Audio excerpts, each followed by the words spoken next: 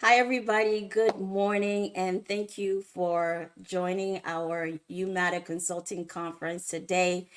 For today, as you guys know, we're happy to have folks around the world to discuss this important topic, which is technology still the most talked about topic in the world? Before we start, I'm going to introduce myself. My name is Rejoice Owusu. I am the founder and owner of UMATA Consulting.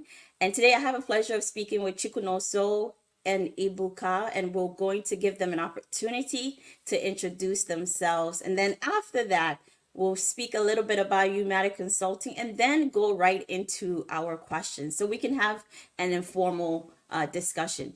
Folks, if you are online today and you're listening to what we're saying and you're interested in asking additional questions to our panel, please don't hesitate to write in the chats, and I'm happy to ask them so they can also refer to your questions as well. So with further ado, Chikunoso, if you don't mind introducing yourself, that would be great. And then Ibuka, you can continue. Thank you so much. Thank you, absolutely, Rejoice. So my name is Chukwuno Zonwabufo. I am the founder and CEO of One Drug, which is an innovative medical technology startup that is developing smart technologies that will empower healthcare providers to tailor treatments to patients based on their genetic makeup. I'm also a PhD candidate and a multiple award winning pharmacologist at the University of Toronto, and I'm most excited to be having this conversation today. And I think I'll pass it along to Ebuka.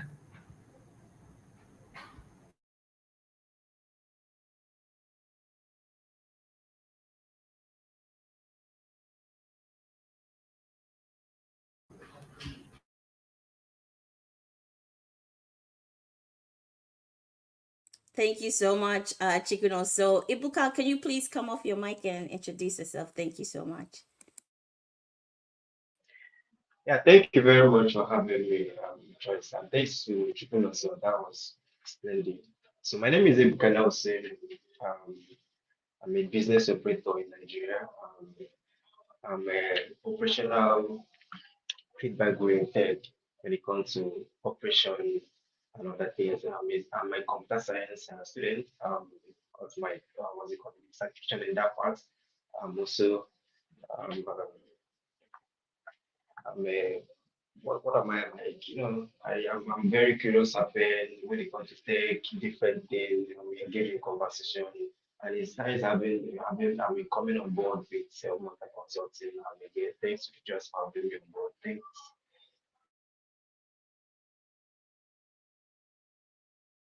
Okay, thank you so much, Ibuka. Thank you, Chikuno So, for taking time to introduce yourself. And now I'm going to also introduce Umata Consulting. Umata Consulting is an HR firm, and what we do is we offer businesses and business owners like Chikuno So and Ibuka an opportunity to use our HR services, whether it's payroll, consulting, or professional development, or diversity and improvement programs, or even compliance needs. So please check us out on YouTube, LinkedIn. We're also on Facebook, Spotify, wherever you can find us. Please follow us. Follow us on LinkedIn, and we'll be happy to engage with you if you're a business owner or an individual looking to utilize our services. Now, with further ado, we have some questions for our panelists today. Our first question for you guys, we would like to know what factors contribution to the perception that technology is or isn't the most talked about topic worldwide in recent years. What are your opinions? And we'll start with Chikunoso and circle back to Ibuka and then back to me. I think that's a very interesting question. Actually, I think that it really depends on access to internet and really being very connected to what is happening across the globe, because technology is really one of the most talked, one of the topics of interest all over the world. Since inception of generative AI, people have been talking about different ways of using AI and ML I mean, we see new tools coming out, beyond ChatGPT that is now being deployed in every field, in medicine and law and engineering. So it's really, I would say, maybe in developed countries, AI ML is becoming increasingly very important and also well vested and well discussed in this part of the world. So I think that an important factor that would affect such conversation is really dependent on the developed nature of such nations. So nations that have access to internet, nations that have some sort of network with the global perspective of the world would definitely be involved in those conversations. Nations that are involved in education, of course, that are interested in development initiatives will be involved in technological conversations. And I think it's also the fact that we are gradually moving really from an agricultural era to a more industrialized era, and even the industry 4.0 that have been going on for a while now. So I think that people that are focused more towards moving the landscape from agriculturalization to industrialization will have no choice, really, but to dive deep into technological conversations and drive innovation at that front, or even foster collaborations with other nations that are more technologically equipped and have that as a competitive advantage, as a way to leverage those technological expertise to drive improvement for developing and underdeveloped countries.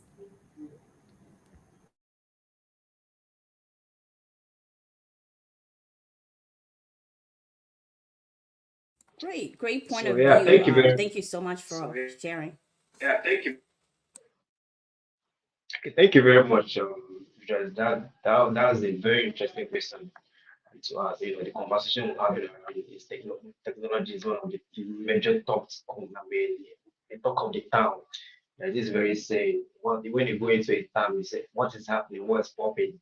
In this day and age, technology is part of our life, it's part of our daily routine.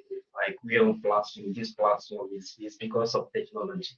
So thanks to Chibunos, he really brought that part of internet being a major factor, one of the major, because without internet, you can't talk about tech. So I've been saying that. So is see like I made mention of this very app. If I don't have internet, I don't know if I can come on stage on this platform to talk. So the internet is the major backbone to it. So then there is this factor of remember back in the day 2020 when there was a lockdown.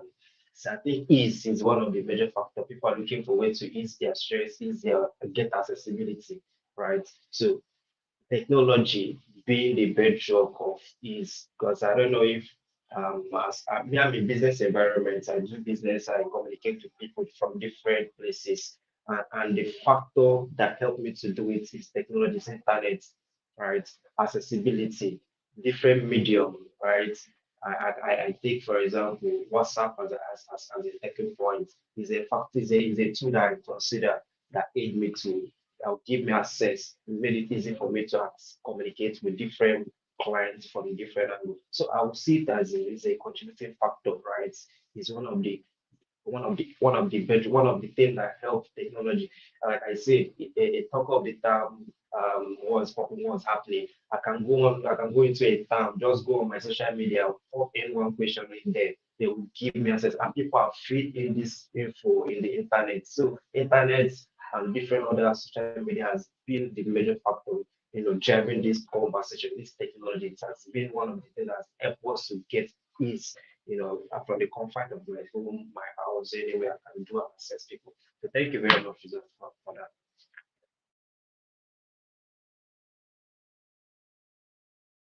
Awesome, awesome. Thank you. Appreciate your submissions and your answers. Really insightful. So to go along what you're saying with the internet and so forth, and even utilizing it where you see fit, how have social media and digital communication affected the prevalence of technology discussions that you've been in or you have heard about? And does it amplify or overshadow discussions on other significant global issues, in your opinion?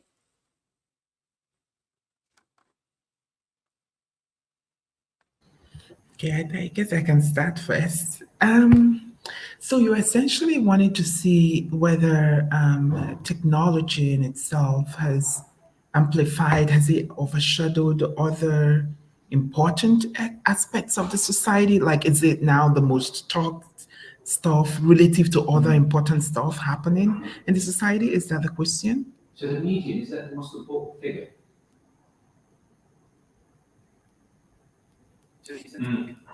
Oh, yes, yes. Okay. So, yeah, I think it's really this bust that we've had in the past few months. And I would say maybe probably a year now, maybe getting to a year now since the onset of generative AI. I mean, with such an innovative technology, there have been really a lot of conversation happening around how powerful this tool is, like with respect to improving the efficiency and effectiveness of our job and other sectors as well. And so people are really beginning to think about how they can deploy this tool or this platform to improve effectiveness in different areas. So that is really making it a very hot topic. But there's also, it's speaking about human resource perspective, that there's that concern on, well, how powerful is this? And how can it really affect um, people's job and the way we work in 21st century and beyond.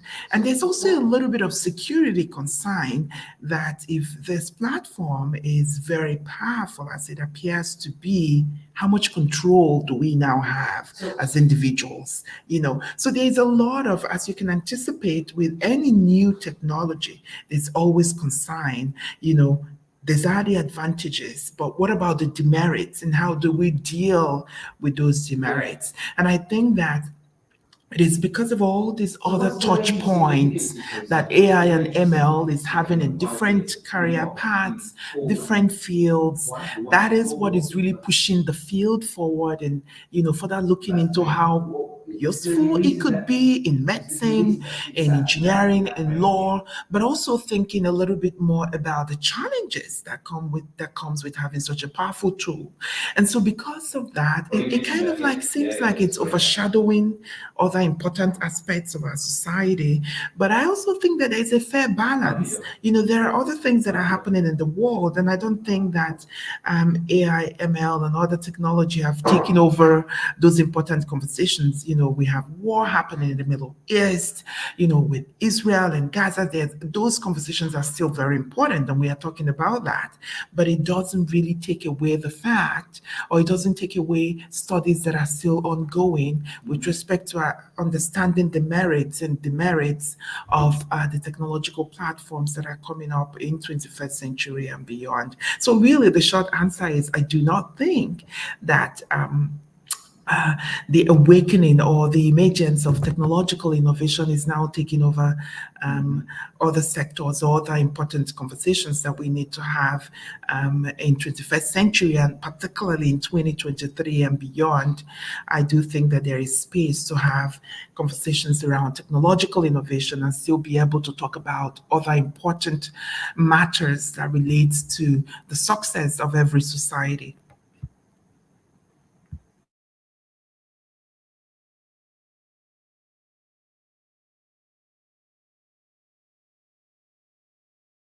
Great points, great points. And I actually have a follow-up question for you, but I know Ibuka is ready to add on to your response as well. So we'll hand the mic to Ibuka. So thank you very much. That's an interesting question. I mean, social media has been one of the major tools that has influenced our life, that has, done, I would say it has really helped us to see different perspectives to our life, to different things when it comes to our culture. Because I'm no more, I've been saying that we are people of culture, we are people of religion, we are people from diverse, ethnic different background. So social media has been there magnifying these values from our culture, magnifies our life from, like I said, our religious, religious living, our cultural living. So it has, I would say, it's a blessing to us in this day and age, right? Because I can stay in my country, then I will go on social media. I hear people talk about what is happening in their culture. I'm privy because I forgot to even mention technology has been a very platform that has leveled a lot of things. It has, cut barrier, communication barrier. It has bridged the gap of the rich and poor, whoever person just come on the internet, come on social media. You will see the effect, like you'll be like, wow, I'm able to access China, I'm able to access Europe, I'm able to access to see what is happening in their culture, in their environment. So that's the thanks to to technology, that's thanks to social media, like the question they ask, how is that affecting our life socially, how is that affecting our life in different. So it has been a talking tool.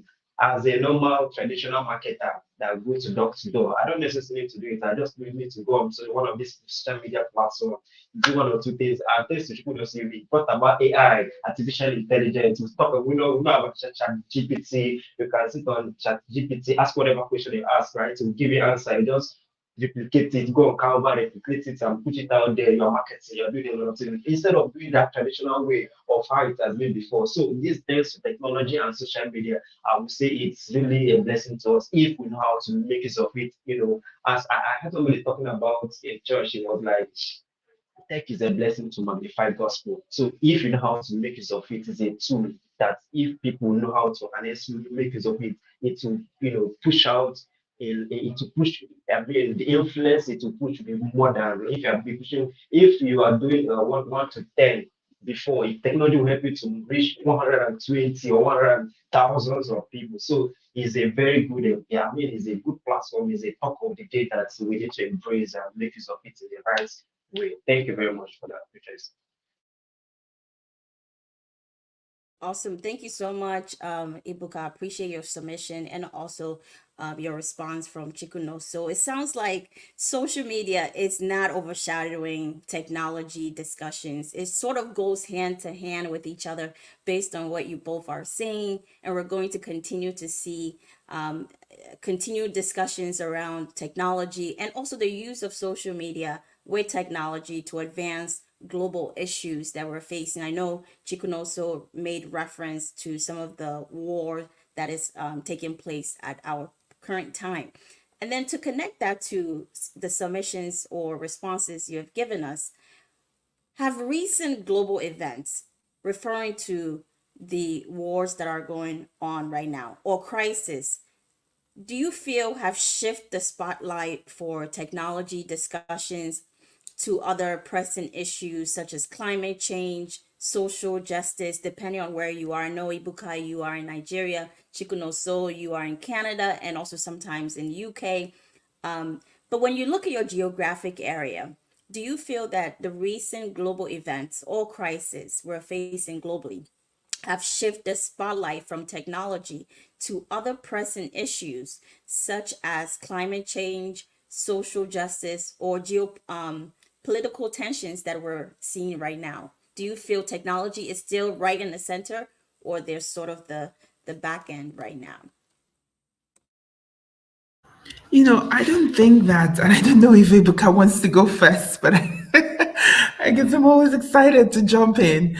But I don't really think technology has changed any of those, but it has really helped us to have those conversations much more effectively and efficiently. We're now seeing people, just like Ibuka said, who were unable initially to have these conversations get involved.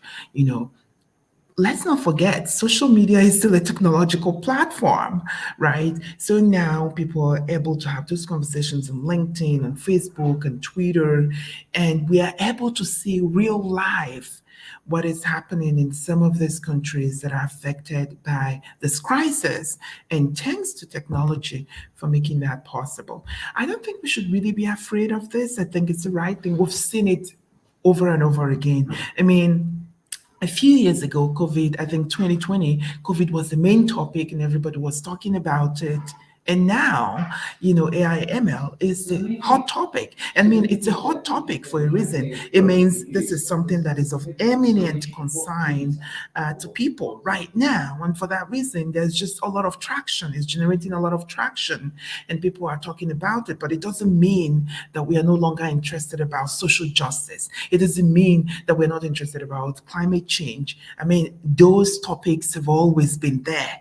And when they came out newly, they were also hot topics, and over time we got used to them, right? Because there have been a lot of robust conversations that have been had around social justice. We saw that in 2020, for example, with the Black Lives Matter, and we saw lots and lots of conversations around climate change, which is still a huge topic. But I think that because those conversations have spanned across several years, if not decades, and a lot of attention have been given to them, and a lot of progress have also been made around those. It just might seem right now that they have gone under the carpet, but it doesn't mean that work is not still being done on making the world much more greener, on making sure that we approach social justice from a way that is much more inclusive across the globe. Those conversations are still important, and people are talking about them.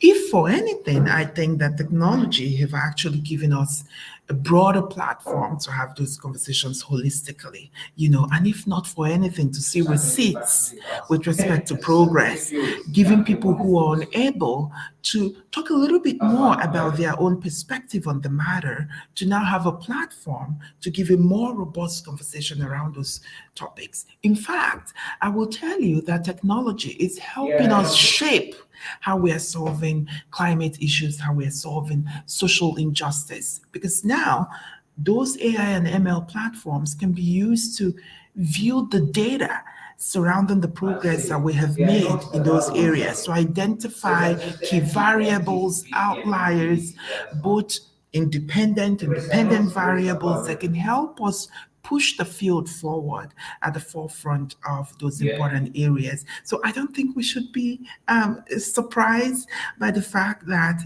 technological innovation is becoming a very hot topic. We have seen this happen over the years for several other areas of interest, and maybe in the next few years, technological innovation with respect, and I'm really focusing more on AI ML, particularly generative AI, because it's just an area that is of interest right now.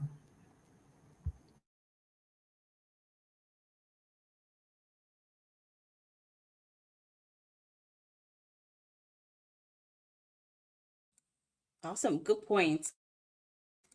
Ibuka, I'm not sure if you want to give your take on it as well.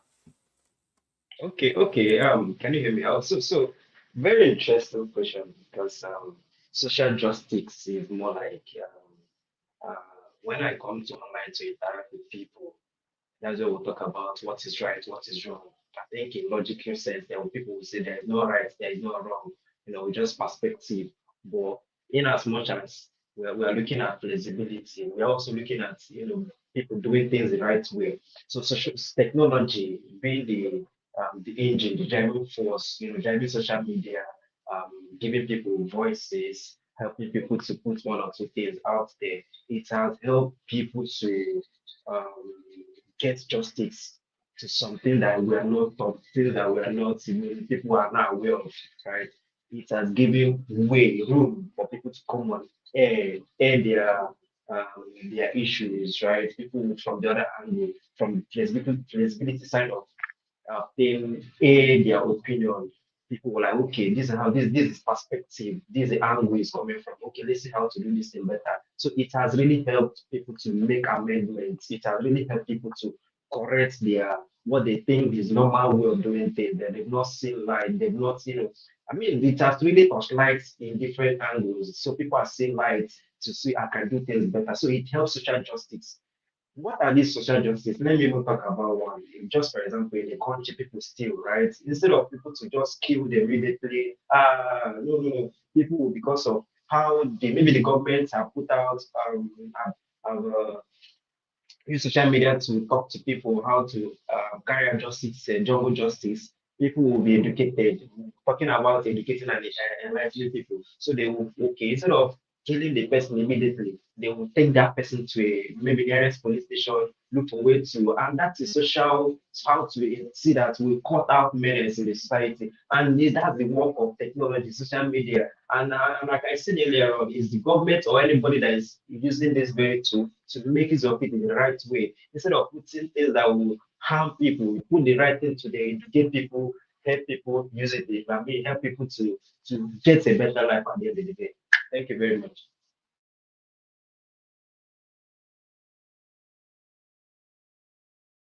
Awesome, awesome. Thank you both for your responses. And I would love to follow up with both of you by asking, in your day-to-day conversations, and it sounds like you're saying, technology is still part of our conversation, although we have other topics right now that are sort of present in our face concerning geopolitics, social media, or even ways to advance political agendas depending on your geographic area. We'd like to know, in your day-to-day conversations with your folks you work with, or with your family members, or folks that you socialize with on social media, what technological discussions do you engage in, and why? Could you give us an example? Whether it's something that you engage in at work, it could be at home, or it could be with folks that you interact with on social media. Do you discuss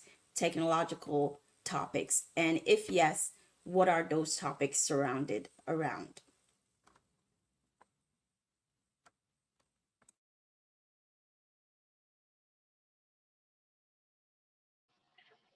Please bear with me. Can you just rephrase the question? I was cut off with one or two things. Sure, absolutely. So my question is, in your day-to-day conversations with others, it could be your friends, it could be people you work with, it could be your employees you manage. What kind of topics are you having around technology? And can you give us an example? So yeah, thank you very much. As a businessman, I make use of different platforms. So I don't really have people that I employed. I have people that I send on an errand. I pay them as they come as a logistics. I have logistics guys. I have like different platforms. So I think talking about topics, them having a device in their hands, I encourage you to make use of their device. As a businessman, you don't need to switch up your phone because that small device you're holding is a technology, is a very strong tool. So I try as much as possible to engage them. As a businessman, you don't need to switch off your phone. I mean, Africa, like you know, is not in a we develop.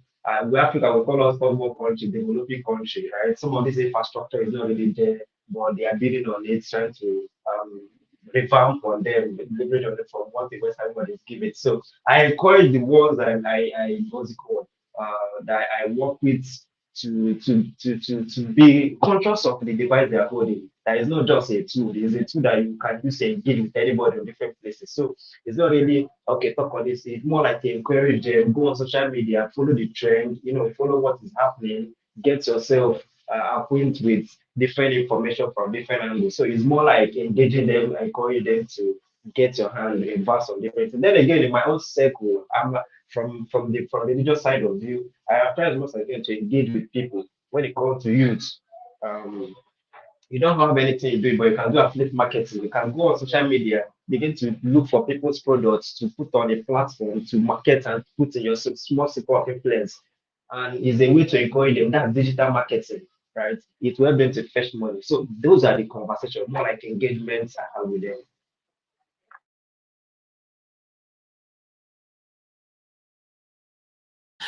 Yeah, absolutely. I do agree with a lot of the things that Ibuka said. And I think, for me, a lot of the conversations that we're really having within my organization, my startup, is to ensure that my team is aware of the recent advancements in generative AI, and I think the goal here is to really think about how can you make your work much more effective and efficient, and also being at the forefront of technological innovation. So even if some of the tools are not necessarily what we have to use, we have to be aware that this is really the next level that we are seeing and from the forefront of whatever technology that is. So we really focus at OneDrug and understanding all of the new advancements we're seeing, the improvements with AI. And I often encourage my team members to subscribe to maybe journals, to blogs that are updating and providing newer information about technological innovations that are happening with AI and ML, and also learning and thinking of which of them might be useful to us. So that's really what we are doing from our own end.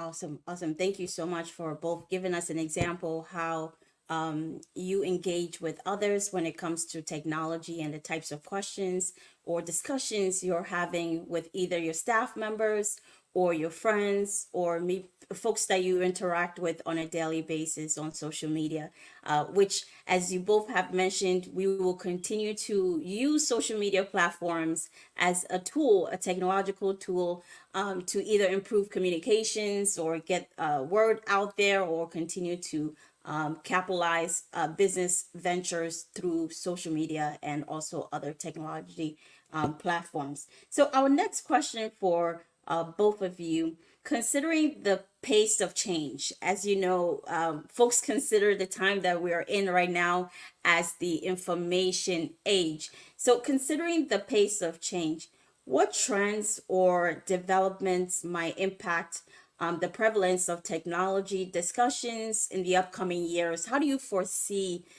topics about technology to look like? And will new topics emerge as dominant conversations points for global discussions around tech? How do you perceive this?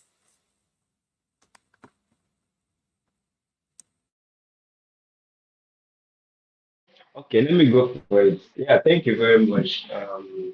That's a very interesting question, I would say, Joyce, because as a traditional man, I think on social media, we're having conversation around relationship, as around different things. So now bringing technology, and we begin to hear different things. People will say conspiracy theory.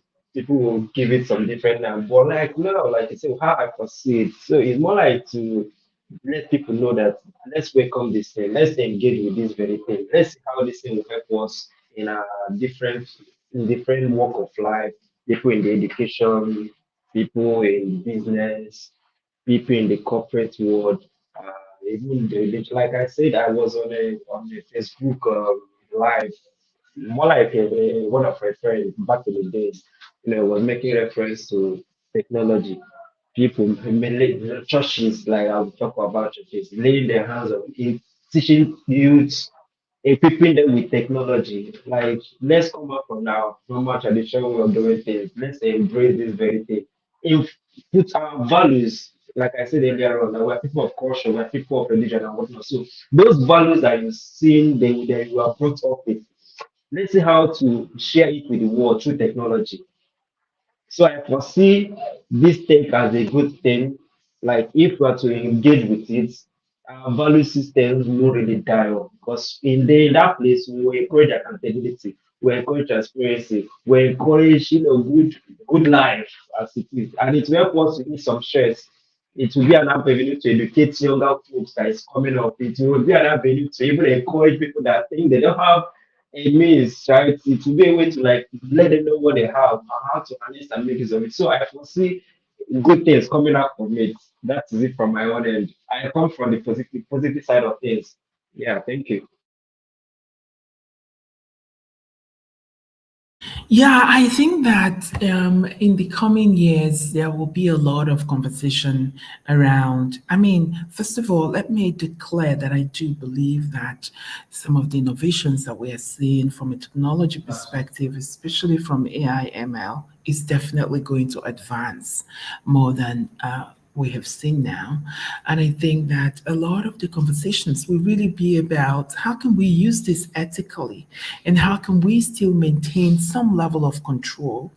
Because I've seen folks having conversations around, well, this stuff is just as intelligent as a normal human being. And then there's that concern of, well, are we now becoming replaceable? And if it's also that intelligent, is there a possibility that it can now be used as a weapon, potentially to human beings? Especially from people who may not mean well.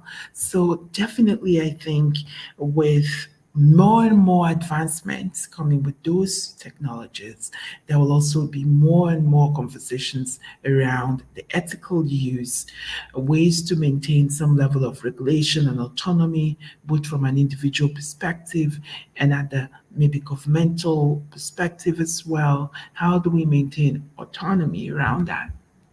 And I also think that there will be a lot of entrepreneurial ventures coming out of what we are seeing now. I mean, we've seen people now, writing books using things like ChatGPT, people creating courses on how to use ChatGPT. So definitely from an economic perspective, there will be new spin-offs coming out, new, companies that are already leaders in technology would even deploy some of these AI ML platforms to further advance their products. And I think that that's something that we should be very excited about at that level. And I'm looking forward to see how those landscapes and different aspects that I preempt will happen in the future. I'm really looking forward to how all of that pans out in the coming years.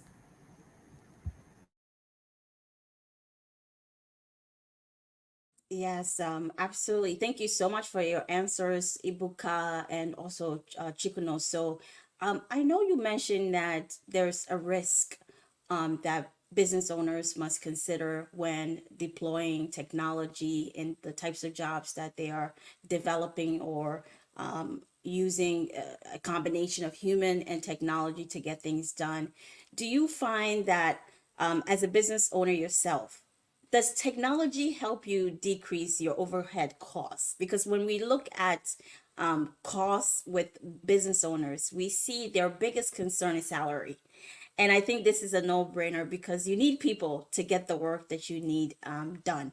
And unfortunately, cost is associated with salary, paying them benefits if you have benefits to offer them. So do you feel like it's a subset for especially small business owners, someone starting out with, let's say, 5 employees, if now they have the ability to utilize chat gpt for maybe social marketing, they may not need to hire a full-time expert in social media or publicists and so forth. So what do you feel this could be a benefit or a disadvantage for also humans who have the skill set, who went to school? How does that trade-off happens in your opinion?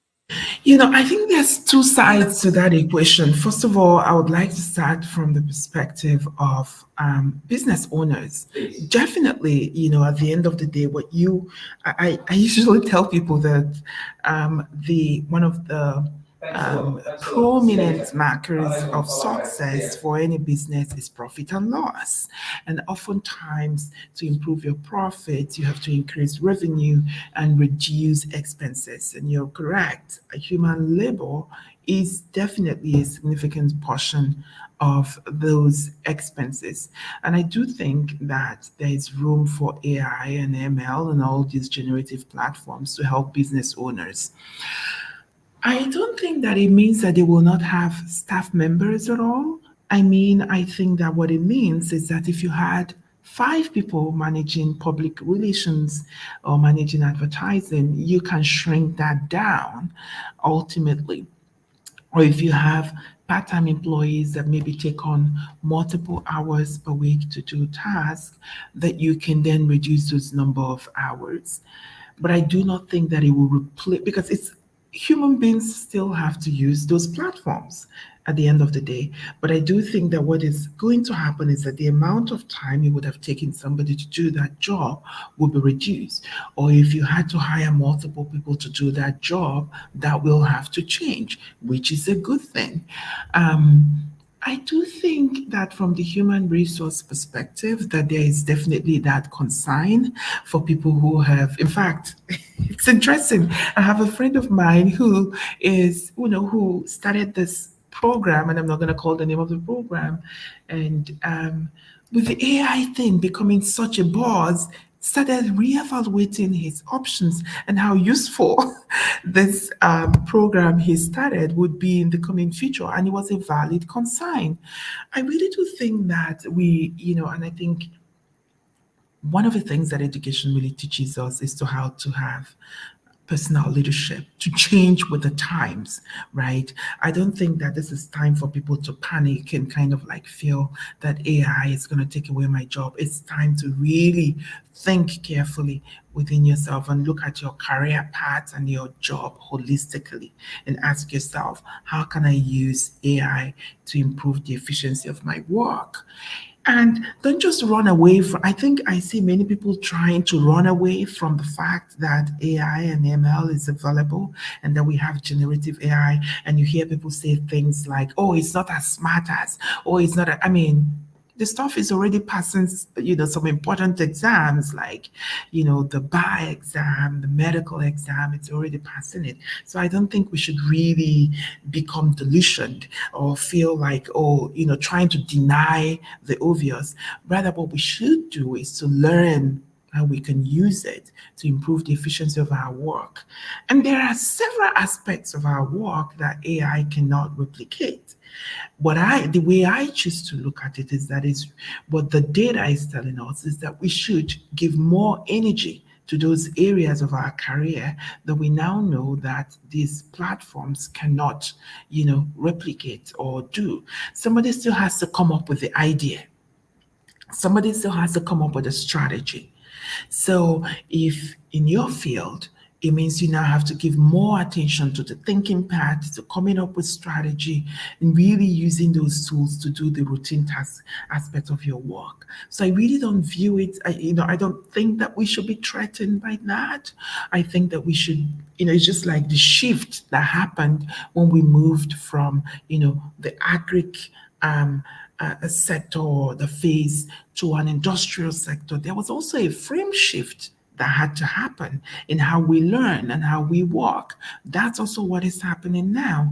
And I do think that people shouldn't be worried. I think that people should rather think about how they can improve, how they can learn how to use this tool, and think about areas of their job that these platforms or this technological innovation will not take over, and then dominate and really expand and build their skill set in those platforms. I think and I support, I don't know who said this, but I've heard it from meetings. I've heard people say that AI will not replace your job, but it will replace you if you do not, get in line with the times, become aware, become obvious, get involved in the conversation, and really see how you can push your own career and your own field forward using those platforms.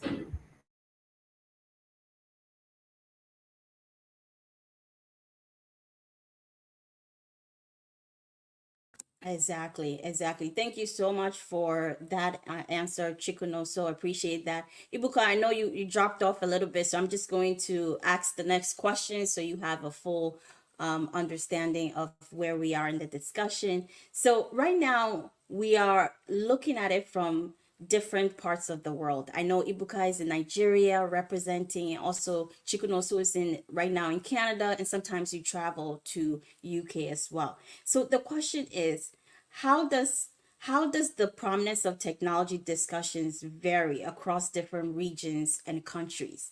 Like for example, Ibuka, starting with you, how do you foresee technology discussions in Nigeria? What do you feel people that are your peers or people who are younger or people who are also adults outside of your age group, what do they talk about when it comes to technology in Nigeria or in Africa, if you want to go a little bit broad?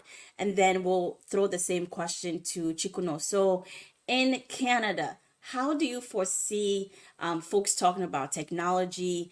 And is there any limitations in Nigeria? Ibuka, you can touch on that. And also, you can also touch on that on Chikuno. So, on your side, Canada, when you are in Canada and vice versa, when you are in UK, do you find a shift in how these two countries foresee technology and the discussions around the future of technology in their day-to-day lives? So, Ibuka, why don't we start with you? Okay, thank you very much. Sorry for the break in transmission. I'm in business environments, as you know, like I have one or two other engagement, but then it's a privilege to come on to talk about this topic. So now the limitations when it comes to tech in the country, Africa. It's been said we our manual way of we've been tradition to do things manually. Technology is more like it is to help us technically reduce some heavy lifting. Like if you on normal people see people lifting a heavy load, now you can see truck, tractors do those liftings. Now people are instead of people doing those lifting, they now go to learn how to operate those tractors, those lifting machines. So it's ongoing process. It's still a journey. Now, in another part, our banking sector, over time, people carry go around with cash, but now technology has eased. We talk about fintech. You see different fintech coming up. Instead of you going with cash to go and make a purchase, you are doing transfer.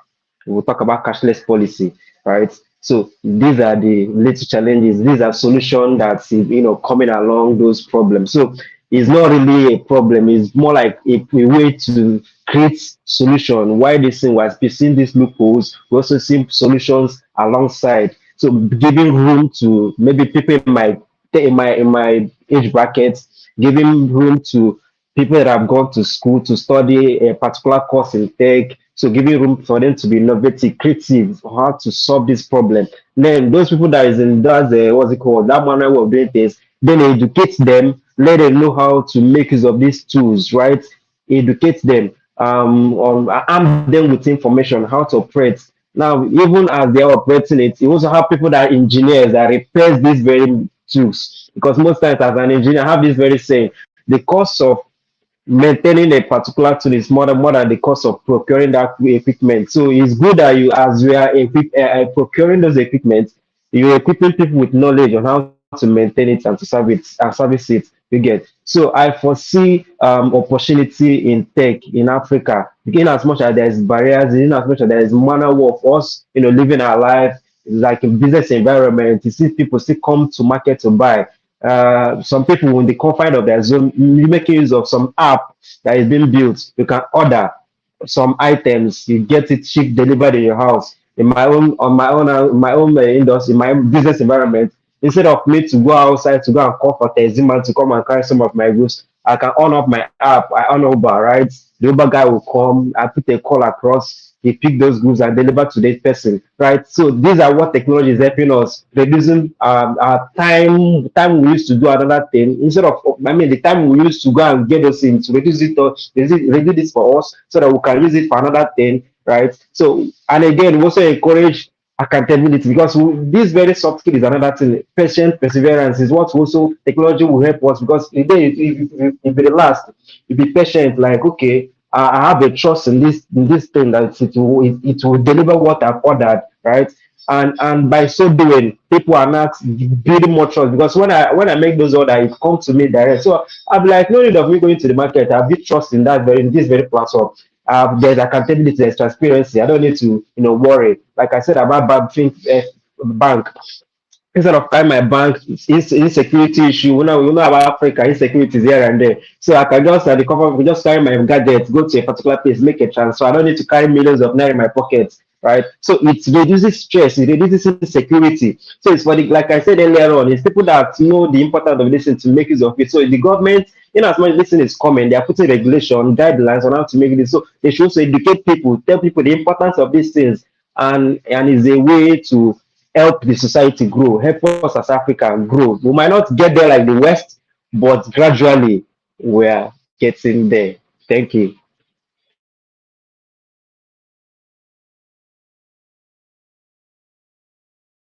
Thank you so much, Ibuka. That's amazing answers. I love how you incorporated some of the challenges, limitations, and also some of the solutions that are being solved in each of these sectors, like banking that you referred to, retail markets, sometimes even entrepreneurship, or even close to healthcare system or how we trade and so forth. So thank you so much. That's a phenomenal answer, and I appreciate you.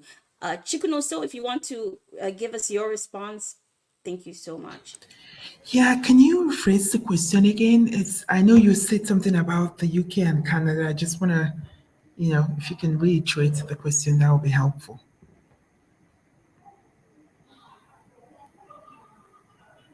Yes, absolutely. So the question is, we're trying to look at in different geographic areas. I know Ibuka responded from Nigeria. How is technology being discussed specifically in Nigeria? What are some of the concerns from the folks there in that geographic area? What are some of the limitations? What are some of the challenges for you in Canada or also in UK? When you come across folks who are interacting or interfacing with technology, what kind of discussions do they talk about? And what kind of limitations do they feel could be hindering, let's say, their business or maybe the way they interact with others? Whether you feel it's the same from Canada and UK, or maybe there's a slight difference. Because sometimes technology from various countries could be different and have its limitations. So, what do you think from your end?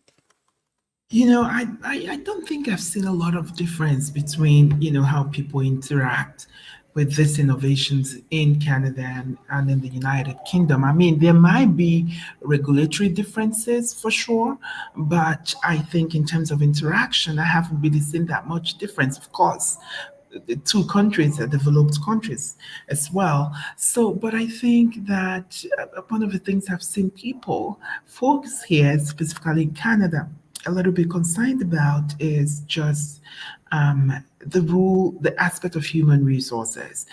I think people are concerned a little bit about whether their jobs will be at risk. There's still I think there's a huge opportunity for people to still learn how to use AI platforms. It's always very interesting to still see that. And as much as this is becoming a huge conversation, not many people have actually started using it the way we would like to see. I think that there's also a little bit of stigma with ChatGPT, for example, not necessarily with people in within the business sector, because within the business sector, efficiency and effectiveness is very important to us. I mean, you know this, Rejoice, you know this, Ibuka. We want to see, quality work, but we also want it to be done as quickly as possible. So I find that the conversation is very different when you are having it with people who are entrepreneurs, who are business owners. They're very excited to talk about how they're using these platforms to improve the efficiency and effectiveness of their businesses. But within the academic institution, I think that there's still stigma around it. Not many people are still open to talk about how they're using it. Some that we know that are actually using it often appear to not want to talk about the fact that they are using it.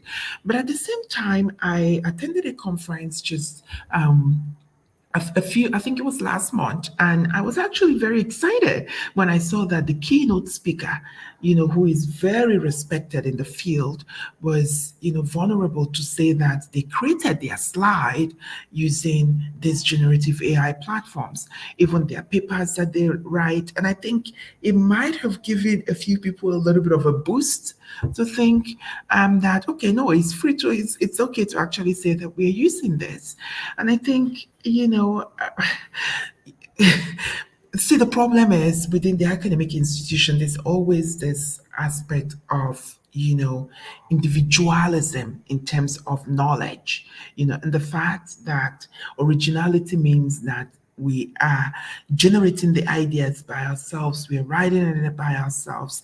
But the frame shift will also occur. Because remember when calculator came out at first, the academic community wasn't really receptive of it at the beginning. If they felt like, well, if we now have this, tool that people can now use to do 1 plus 1, do calculations and get answer, does it take away their capacity to reason?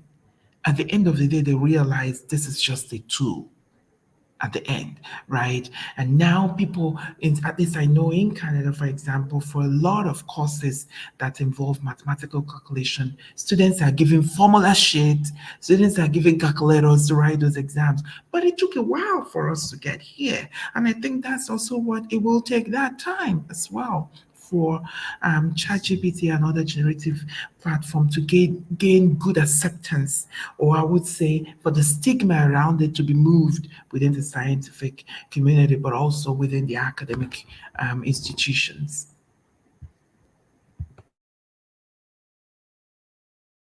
Chikuno, so excellent points on that. Just want to piggyback off of it.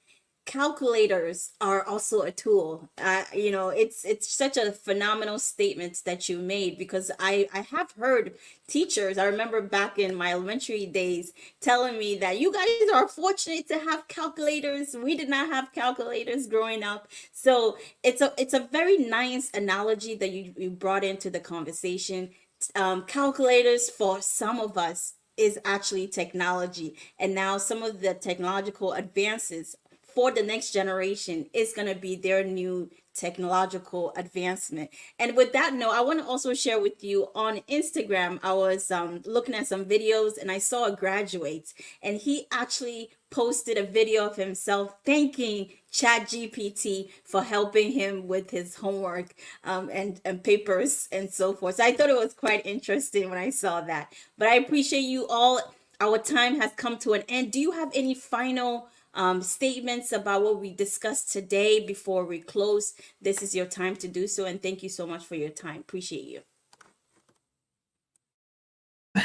I think one of the things that I'm going to tell people is embrace technology. It's not going to leave us. If you think the tools that we have now are sophisticated, I tell you, in the next 5 to 10 years, they will be even more sophisticated. So rather than run away from the conversation, get involved. Get involved, learn, get rid of the fear. If you're involved in the conversation and if you understand the conversation, you will actually appreciate the beauty of these sophisticated technologies that we are now having in 21st century. It doesn't mean that there aren't, some ethical issues for us to worry about, but I think it gives room for researchers. It gives room for researchers to further expand on those concerns and address them over time.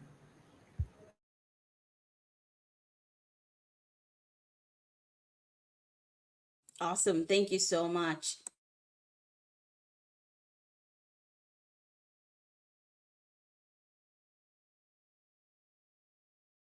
Okay, can you hear me? So, I can hear you now.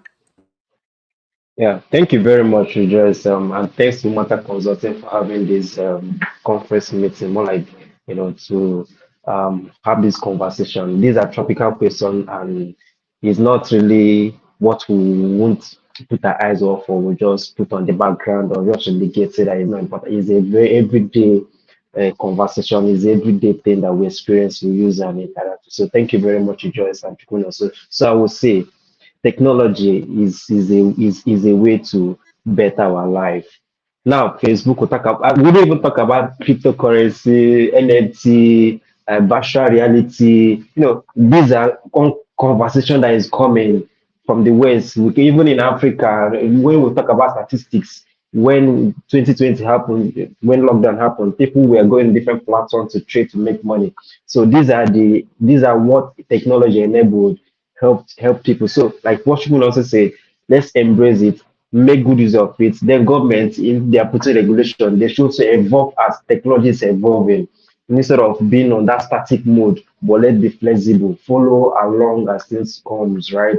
Because if we don't attach our importance to it, it will die off because we are the forefront. We, when it comes to technology, we are the forefront. We are the one that is driving it. We are the one that is pushing it. We are the one that is marketing it. We are the one that is talking about it. We are the user experience. In the user experience, the user interface, we are the one operating it. I remember on a platform we are using when they changed it, a lot of people, yanked off, but some people are still there talking about it. So it's a way to go, and we can't talk less of it. It's not something we keep talking every day, and it will help us to ease stress, ease some of the pains, and better a lot. So thank you once again. I appreciate this opportunity to talk on this topic.